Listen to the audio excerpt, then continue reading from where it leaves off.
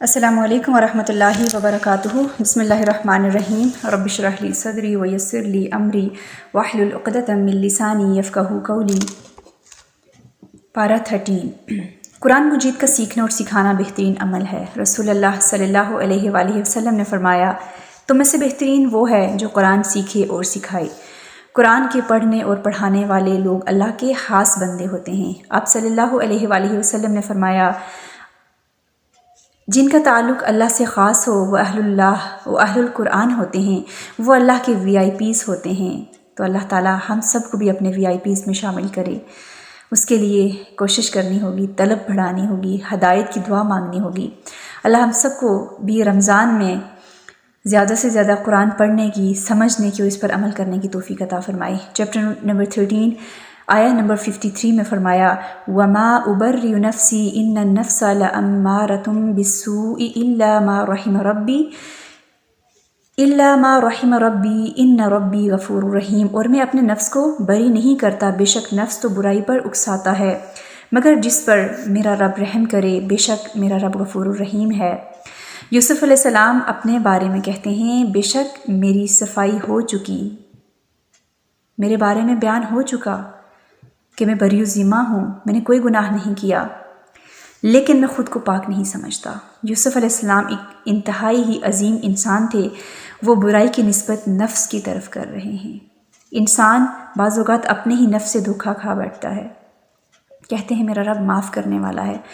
انسان کے لیے جائز ہے کہ اگر اس کے اندر کوئی خوبی ہو تو وہ دوسروں کے آگے اس کو پیش کرے۔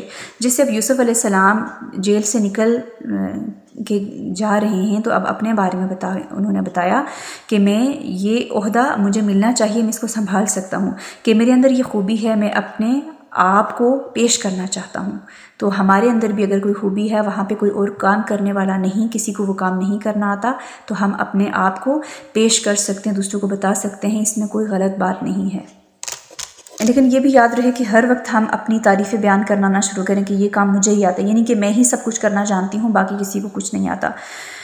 اس طرح یوسف علیہ السلام نے کہا کہ مجھے زمین کے خزانوں پر مقرر کر دیجئے، اور اس طرح سے ان کو نگران بنا دیا گیا۔ یوسف علیہ السلام نے ہر آزمائش پر صبر کیا۔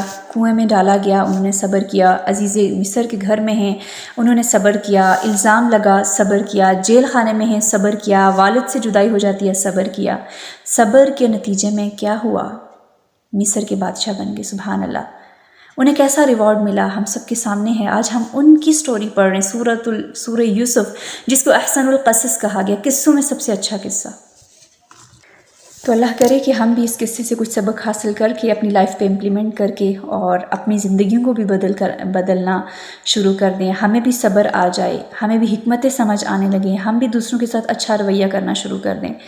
اب یوسف علیہ السلام نے بھائیوں کا اچھا ویلکم کیا۔ جب وہ غلہ لینے آئے، انہیں دیکھتے ہی فوراً سے شکوے شکایات نہیں شروع کر دیے کہ آپ نے مجھے کنویں میں ڈالا تھا، آپ میرے باپ سے مجھے ورگلا کے لے کے گئے تھے، آپ نے ایسا کیا تھا، کچھ بھی نہیں۔ بڑے اچھے انداز میں بھائیوں کے ساتھ کلام کیا، کوئی شکوے شکایات نہیں، مار پٹائی نہیں، گالی گلوچ نہیں۔ ان کے ساتھ کتنا اچھا برتاؤ کیا۔ تو دیکھیے کہ کس طرح سے یوسف علیہ السلام یہاں پر بھی اپنے بھائیوں کے ساتھ بڑے اچھی طرح سے ڈیلنگ کر رہے ہیں، بڑے صبر کے ساتھ بڑے اچھے اخلاق کا مظاہرہ کر رہے ہیں۔ اللہ تعالی ہم سب کو بھی اچھا اخلاق عطا کرتے ہیں، آمین۔ پھر نظر بد، اس کے حوالے سے ہم بات کریں گے کہ نظر بد برحق ہے، انسان کو قبر میں اور اونٹ کو ہانڈیا تک پہنچا سکتی ہے۔ یعقوب علیہ السلام نے اپنے بیٹوں کو نصیحت کی کہ ایک ہی دروازے سے انٹر نہیں ہونا۔ انہوں نے ایسا کیوں کہا کہ اگر آپ ایک ہی دروازے سے انٹر ہوں گے تو آپ سب کی نظروں میں آ جائیں گے، رائٹ؟ یہاں سے یہ بھی پتہ چلتا ہے، یہ چیپٹر نمبر 13 کی آیہ نمبر 67 اس بات پر دلیل بھی ہے کہ نظر برحق ہے۔ حدیث میں بھی ہے نا کہ اونٹ کو ہانڈیا اور انسان کو قبر تک پہنچا سکتی ہے۔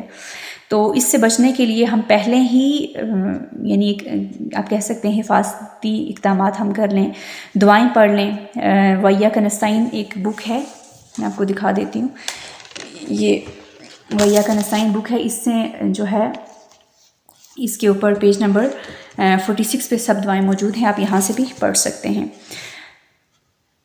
3 دعائیں ہیں، اس کے علاوہ بھی معوذتین پڑھا جائے، صبح و شام کے اذکار، آیت الکرسی پڑھ کے پروٹیکشن میں آیا جائے۔ یہ دعا نمبر 1 جو ہے، اعوذ بکلمات اللہ التامات من کل شیطان وہامہ ومن کل عین لامہ، میں ہر شیطان اور موذی جانور اور ہر واقع ہونے والی نظر بد سے اللہ کے کامل اور پر اثر کلمات کے ذریعے پناہ مانگتی ہوں۔ نمبر 2 ہے بسم اللہ ارقیک من کل شیء یؤذیک من شر کل نفس او عین حاسد اللہ یشفیک بسم اللہ ارقیک۔ میں اللہ کے نام سے آپ کو دم کرتی ہوں ہر اس چیز سے جو آپ کو اذیت دے اور ہر نفس اور حاسد کی نظر کے شر سے اللہ آپ کو شفا دے۔ میں اللہ کے نام سے آپ کو دم کرتی ہوں، یعنی دوسروں کو دم بھی کیا جا سکتا ہے۔ نمبر 3 بسم اللہ یبریک ومن کل داء یشفیک ومن شر حاسد اذا حسد وشر کل ذی عین۔ اللہ کے نام کے ساتھ وہ آپ کو صحت دے اور ہر بیماری سے شفا دے اور حاسد کے شر سے جب وہ حسد کرے اور ہر بری نظر والے کے شر سے محفوظ رکھے۔ تو ان کو ہم اپنی ڈیلی روٹین میں شامل کریں۔ صبح شام کے اذکار جب ہم کریں تو ان کو ہم یعنی پہلے ہی پروٹیکشن میں آ جائیں تو انشاءاللہ کچھ نہیں ہوگا۔ نیکسٹ ہم بات کریں گے نعمتوں کے اوپر۔ اللہ تعالیٰ نے ہر انسان کو کسی نہ کسی نعمت سے نوازا ہوتا ہے، تو نعمتوں کو بلا ضرورت لوگوں کے سامنے نہیں رکھنا چاہیے۔ حدیث میں آتا ہے ہر صاحب نعمت جو ہے وہ حسد کیا جاتا ہے۔ جب کوئی مقصد ہو تو اس کو ظاہر کیا جا سکتا ہے، اس کا ذکر کیا جا سکتا ہے۔ جیسے اگر کوئی کسی کا کسی چیز میں ایکسپیرینس ہے، بزنس ہے، تعلیم ہے یا کوئی بھی کامیابی اس کو ملی ہے تو اپنے جو اس کے بچے ہیں، اس کے طالب علم ہیں، اس کے ساتھی ہیں، اس کے دوست احباب ہیں، اس کے ریلیٹیوز وغیرہ ہیں، تو ان میں وہ ضرور شیئر کر سکتا ہے تاکہ دوسروں کو بھی اس سے فائدہ ہو، لیکن بلا ضرورت ہر وقت جو ہے وہ بوسٹنگ نہیں کرنی چاہیے۔ لیکن اس کے برعکس ہم دیکھیں آج ہمارے معاشرے میں ہم بڑا اس چیز کا ہمارا شکوہ ہوتا ہے کہ نظر لگ گئی، فلاں حسد کرتا ہے، فلاں جو ہے وہ اندر سے جڑیں کاٹنے کی کوشش کر رہا ہے۔ اس میں بھی ہم دیکھیں کہ کہیں ہم اپنی نعمتوں کو خود دوسروں کے سامنے ظاہر تو نہیں کر رہے ان کو دکھانے کے لیے۔ اب تو سوشل میڈیا کے تھرو فیس بک ہے، انٹرنیٹ جتنا بھی ہے، انسٹاگرام ہے، ٹک ٹاک ہے، جو بھی سوشل میڈیا کے ذرائع یوز کیے جا رہے ہیں، اس کے تھرو یوٹیوب ہے، یعنی کہ اپنی نعمتیں دوسروں کو دکھائی جا رہی ہیں۔ لباس نیا لے لیا، شاپنگ کر لی، کہیں آؤٹنگ پہ جا رہے ہیں، کھانا کھا رہے ہیں یا کچھ بھی ہے، کسی قسم کی بھی ٹریولنگ ہے تو ہم دوسروں کو دکھا رہے ہوتے ہیں ابھی میں یہ کھا رہی ہوں، ابھی میں یہ پہن رہی ہوں، ابھی میں یہاں جا رہی ہوں، ابھی میں اس کے ساتھ خوش ہوں۔ تو وہ جو ہے ہر ایک آپ کو خوش ہو کے دعا نہیں دے گا، حاسد ارد گرد موجود ہیں۔ تو بعض اوقات ہم اپنی چیزیں دکھا کے پھر اپنے لیے مصیبت کھڑی کر لیتے ہیں، پھر ہم کہہ دیتے ہیں نقصان ہو گیا، اپنی چیزیں دکھا رہے ہوتے پھر ہم کہہ دیتے ہیں چوری ہو گئی، پھر آپ کا بھی اس کا مطلب اس میں پارٹیسپیٹ تھا کہ آپ خود دکھا رہے تھے۔ تو اس کا نقصان دیکھیں کیا ہوتا ہے کہ فار ایگزامپل کسی کے پاس اگر وہ نعمت نہیں ہے تو وہ دیکھ کر اس کا بڑا دل ایک عجیب قسم کا ہوگا، اللہ تعالیٰ نے اس کو اتنی دی ہوئی ہے مجھے نہیں، اس کی وجہ سے لوگ سیوسائڈ کر سکتے ہیں، احساس کمتری کا شکار ہو سکتے ہیں، اپنے آپ کو کم سمجھ سکتے ہیں۔ تو کیا ہمیں اس لیے پیدا کیا گیا تھا؟ کیا ہم یہ ایکم احسن عملا کر رہے ہیں کہ ہم دوسروں کو تکلیف دینے کا سبب بن رہے ہیں؟ تو دوسروں کو تکلیف مت دیں، اپنی نعمتوں کو اپنے تک رکھنا سیکھیں۔ اس میں بھی اللہ تعالیٰ سے دعا مانگیں کہ اللہ تعالیٰ تو ہمیں حکمت سکھا دے، یا اللہ تعالیٰ تو ہمیں خالص نیت کے ساتھ کام کرنے والا بنا دے، اللہ تعالیٰ ہم سے ریاکاری دکھاوا نکال دے۔ جو کام کریں ضرور سوچیں کہ اس میں میرا رب میرے بارے میں کیا سوچ رہا ہوگا، وائی ایم ڈوئنگ دس، میں ایسا کیوں کر رہی ہوں؟ تو پھر اس کے بعد انسان کا اوبویسلی عمل بدلنا شروع ہو جاتا ہے۔ یعقوب علیہ السلام کا صبر پھر دیکھیے کیا کہتے ہیں، انما اشکو بثی وحزنی الی اللہ واعلم من اللہ ما لا تعلمون۔ سورہ یوسف آیہ نمبر 86 میں فرمایا میں نے تو اپنی پریشانی اور غم کا شکوہ اللہ ہی سے کیا، میں اللہ سے ہی اپنے غم کا شکوہ کرتا ہوں اور میں اللہ کی طرف سے جانتا ہوں جو تم نہیں جانتے۔ ہمارے اوپر بھی دکھ، پریشانیاں، غم، مشکلات، مصیبتیں آتی ہیں، ہم اپنے غم کا شکوہ کس سے کرتے ہیں؟ پیرنٹس سے، ہسبینڈ سے، بچوں سے، دوست سے، کس سے؟ اللہ سے کریں۔ میں بارہا آپ کو کہہ چکی ہوں یہ بات، اچھی طرح سے وضو کریں، 2 نفل ادا کریں، استخارہ کر کے اپنے رب کو بتائیں، آپ کو بندوں کی ضرورت نہیں پڑے گی انشاءاللہ تعالیٰ۔ یہ میری لائف کے ایکسپیرینسز ہیں، چھوٹی چھوٹی بات پہ کوئی چیز چھوٹی سی بھی گم ہو گئی اللہ سے مانگیں، اللہ تعالیٰ گم ہو گئی تو دے دے، بندے کو بعد میں بتائیں اگر ضرورت پڑے، سب سے پہلے کس کو بتانا ہے؟ اللہ سبحانہ و تعالیٰ کو بتانا ہے، اور اللہ تعالیٰ نیکی کا اجر کبھی بھی ضائع نہیں کرتا۔ یوسف علیہ السلام کے اندر 3 کوالٹیز تھی۔ سب سے پہلی جو اللہ کا ڈر، جس نے انہیں ہر جگہ غلط قدم اٹھانے سے بچایا۔ دوسرا، بہت صبر کرنے والے تھے۔ نمبر 3، احسان، نیکی پر قائم رہے۔ یہ 3 چیزیں ہمیں بھی اپنے اندر لانی چاہیے۔ سبحان اللہ، یوسف علیہ السلام کا صبر بھائیوں کو کہتے ہیں میں کبھی اس بات کا ذکر بھی نہیں کروں گا تمہارے ساتھ جو تم نے میرے ساتھ کیا، میں نے تمہیں معاف کیا۔ ہم معاف ہی نہیں کر پاتے، ہم تو بھولنا ہی نہیں چاہتے۔ رسول اللہ صلی اللہ علیہ وسلم نے فرمایا درگزر کیا کرو، اللہ تمہیں عزت عطا کرے گا۔ نیلسن منڈیلا کا نام آپ میں سے بہت لوگوں نے سنا ہوگا۔ تقریباً انہوں نے 27 ایئرز جو ہے وہ جیل میں گزارے، اور جب وہ جیل سے باہر نکلے تو لوگوں نے ان سے پوچھا کہ کیا کرنا چاہیے، یعنی جنہوں نے آپ کو جیل میں ڈلوایا تھا اب ان کے ساتھ کیا کرنا چاہیے، تو انہوں نے صرف 2 ورڈز بولے، انہوں نے کہا بھول جاؤ اور معاف کر دو، یعنی میں بھول گیا اور میں نے معاف کر دیا، اگر یاد رکھوں گا تو میں معاف نہیں کر سکوں گا۔ تو ہمیں بھی چاہیے کہ ہمیں چھوٹی چھوٹی چیزیں جسٹ forgive اینڈ forget، بھول جائیں اور ہم معاف بھی کر دیں۔ ہم بھولتے بھی نہیں ہیں تو ہم معاف بھی نہیں کر سکتے، تو ہم معاف کریں گے، اپنا دل بڑا کریں گے تو انشاءاللہ اللہ تعالیٰ اور غنا سے ہمیں بھر دے گا۔ یوسف علیہ السلام اتنی آزمائشوں سے گزر کے تخت تک پہنچے، والد سے ملے، ان کے خواب کی تعبیر سچی ہوئی، اینڈ پر انہوں نے کتنی اچھی دعا کی نا، وَتَوَفَّنِي مُسْلِمًا وَأَلْحِقْنِي بِالصَّالِحِينَ، تو مجھے اسلام پر موت دے اور مجھے جو ہے صالحین کے ساتھ ملا۔ ہماری دعائیں کیسی ہیں؟ کیا ہم صالحین کا ساتھ مانگتے ہیں؟ اللہ تعالیٰ ہمیں بھی صالحین کا ساتھ نصیب فرمائے، دنیا بھی اچھی، موت بھی اچھی۔ کتنی پیاری دعا مانگ رہے ہیں، ہم بھی اللہ سے اچھی دنیا مانگیں اور اچھی موت مانگیں۔ سبق سورہ یوسف سے ہم دیکھ لیتے ہیں، نفرت کے جواب میں محبت دینی ہے، ہم نے احسان کرنا ہے، اللہ کے فیصلوں پر راضی رہنا ہے، اللہ سے مدد مانگتے رہنا ہے۔ Purpose of learning is to change yourself, ہم جو سیکھ رہے ہیں اس کا پرپز یہی ہونا چاہیے کہ ہم نے اپنے آپ کو چینج کرنا ہے۔ اس دنیا کی کوئی چیز پائیدار نہیں، جس انسان سے تکلیف پہنچتی ہے اس سے خیر بھی پہنچتی ہے، یہ سوچ کے ہمیں معاف کرنا چاہیے۔ We don't accept change in life is changing every moment, ایسا ہی ہے نا، ہر مومنٹ ہماری لائف چینج ہو رہی ہے، تو ہمیں چینج اپنے آپ کو کرتے رہنا چاہیے، ہمیں چینج کو جو ہے ایکسیپٹ کرتے رہنا چاہیے۔ چیپٹر نمبر 14 سورۃ الرعد، الف لام میم تلک آیات الکتاب والذی انزل الیک من ربک الحق ولکن اکثر الناس لا یؤمنون۔ سورۃ الرعد کی آیہ نمبر 1 میں فرمایا، اے نبی صلی اللہ علیہ وآلہ وسلم، یہ کتاب کی آیات ہیں اور جو آپ کے رب کی جانب سے آپ کی طرف نازل کیا گیا وہی حق ہے، اور لیکن اکثر لوگ ایمان نہیں لاتے۔ فرمایا اللہ نے آسمان سے بارش اتار دی، یعنی وہی اتری، ہر ایک نے اپنی وسعت کے مطابق پانی لیا، علم لیا، ہر ایک اپنی استطاعت کے مطابق ہی علم لیتا ہے۔ جس طرح پانی جسم کے لیے ضروری ہے اسی طرح علم روح کے لیے ضروری ہے۔ یہاں پہ میرا آپ سب سے اور اپنے آپ سے بھی سوال ہے کہ میری ذات دوسروں کے لیے کتنے فائدہ مند ہے، میں دوسروں کے لیے کتنا فائدہ مند ہوں، کتنا فائدہ کا سوچتی ہوں، میں اپنی ذات سے کتنوں کو فائدہ پہنچاتی ہوں۔ فائدہ پہنچانے کے لیے پہلے خود چلنا پڑے گا، پکنا پڑے گا، مضبوط ہونا پڑے گا، تب جا کے ہم دوسروں کو دے سکیں گے۔ ہم دوسروں کے لیے نفع مند بن جائیں، دوسروں کے لیے بوجھ نہ بنیں۔ حدیث میں آتا ہے، نبی کریم صلی اللہ علیہ وسلم نے فرمایا، اللہ تعالیٰ نے جو علم اور ہدایت مجھے دے کر معبوس فرمایا، اس کی مثال اس بارش کی طرح ہے جو برستی تو ساری زمین پر ہے، مگر زمین کا جو ٹکڑا عمدہ ہوتا ہے وہ پانی کو اپنے اندر جذب کر لیتا ہے، پھر اس سے طرح طرح کے چارے اور گھاس برآمد ہوتے ہیں، اور کچھ حصہ زمین کا ایسا ہوتا ہے جو بارش کے پانی کو اپنے اوپر روک رکھنے کی صلاحیت رکھتا ہے۔ اس کے لیے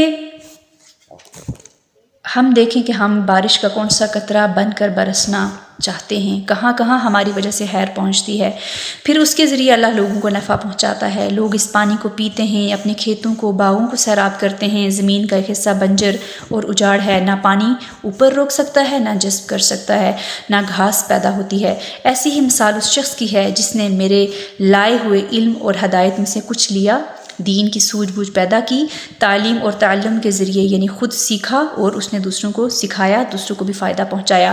اور یہ مثال اس شخص کے لیے بھی ہے جس نے علم اور ہدایت کی طرف آنکھ اٹھا کر بھی نہیں دیکھا اور نہ اللہ کی اس ہدایت کو قبول کیا جو اللہ نے مجھے دے کر بھیجا تھا۔ تو کچھ لوگ ایسے ہیں کہ اللہ کی دی ہوئی ہدایت سے بھرپور فائدہ اٹھا لیتے ہیں، خود اپنی ذات کو بھی فائدہ پہنچاتے ہیں اور دوسروں کو بھی طرح طرح کے فائدے پہنچاتے رہتے ہیں، اور کچھ لوگ نہ خود کو فائدہ پہنچاتے ہیں اور نہ دوسروں کو۔ اب یہاں پر اللہ اس کے ذریعے حق اور باطل کو واضح کرتا ہے۔ کیا ہم نے نفع مند بننے کا سوچا کہ ابھی نہیں؟ کب ہم نفع مند بنیں گے لوگوں کے لیے؟ جو لوگ حالات کی سختیاں برداشت کرتے ہیں اور صبر سے کام لیتے ہیں وہ کامیاب رہتے ہیں۔ ہمیں صبر سے کام لینا ہوگا، ہم نے محنت کرنی ہوگی، تو انشاءاللہ کامیابی ہمارے قدم چومے گی۔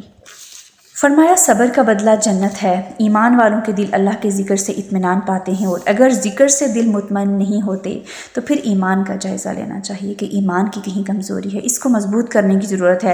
ذکر کرنے اور نہ کرنے والوں کی مثال زندہ اور مردہ کی طرح ہے۔ سوال اپنے آپ سے ہر ایک پوچھے، کیا میں نفع مند ہوں؟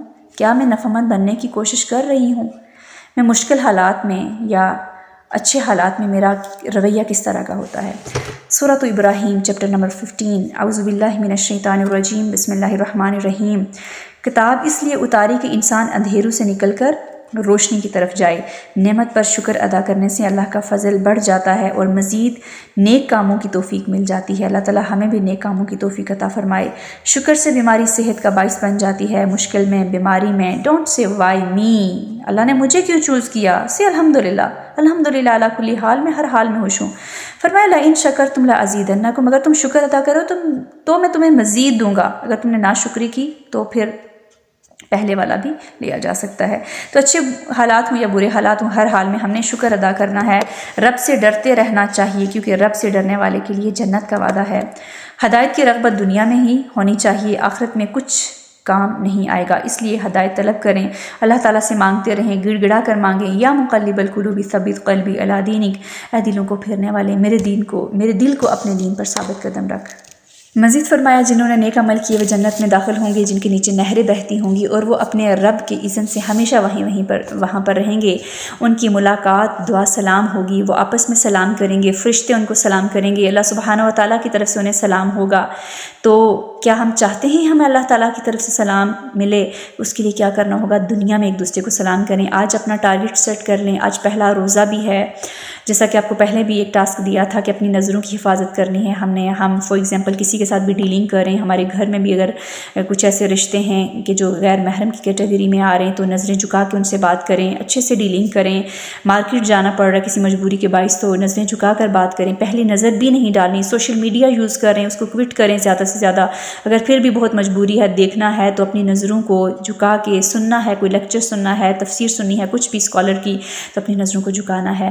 دوسرا ہمارا ٹارگٹ ہے، ہم نے سلام کو عام کرنا ہے۔ ایک روم سے دوسرے میں جائیں، لوگوں کی باتوں کی مت پرواہ کریں، لوگ باتیں کریں گے لیکن سلام کو عام کریں۔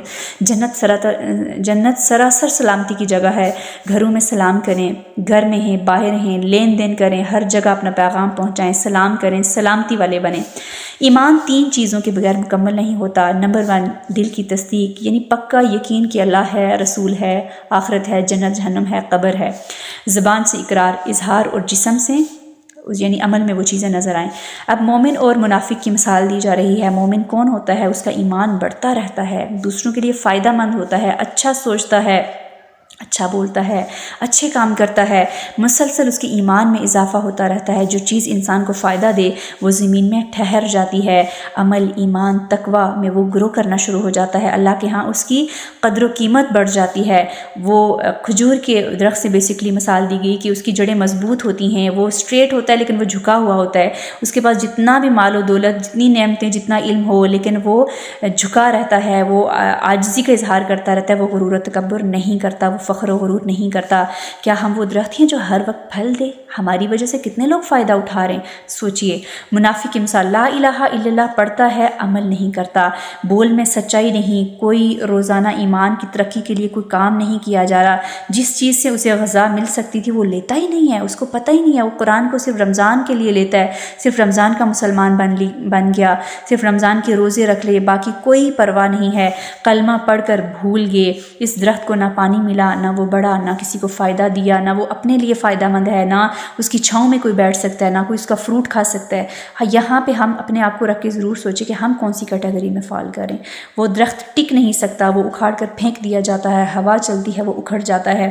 سوچئے میں کیسا درخت ہوں اور میں کیسا درخت بننا چاہتی ہوں۔ کیا میں مر کر صرف قبر میں جانا چاہتی ہوں یا لوگوں کے دلوں میں زندہ ہونا چاہتی ہوں؟ اللہ تعالیٰ سے دعا ہے کہ ہم مر کر بھی ہمارے صدقہ جاریہ کے کام چلتے رہیں، ہم لوگوں کے دلوں میں زندہ رہیں۔ اللہ تعالیٰ ہمیں چن لے، اللہ تعالیٰ ہم سب سے کام لے لے، اللہ تعالیٰ ہم سب کو خالص کر لے، آمین۔